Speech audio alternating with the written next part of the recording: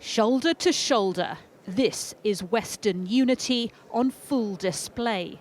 With fresh purpose, NATO allies attracting world attention as the Kremlin threatens global peace.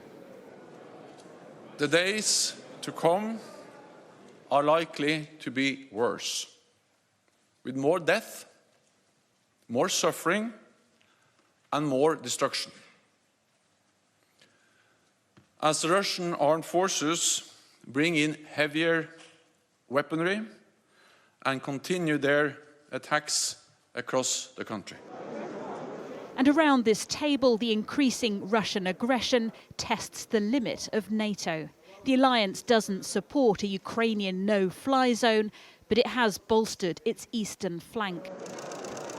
Members know they must do more to stop Putin. We've been very coordinated in sanctions. We've shown huge unity.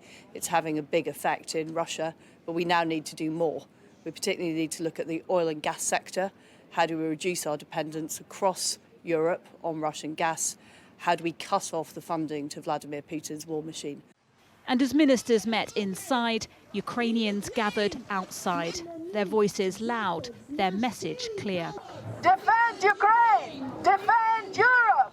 For leaders here, diplomatic paths remain the route out of war. The trouble is, they're hard to find. And while the West might be emboldened with its newfound solidarity, President Putin shows no sign of backing down.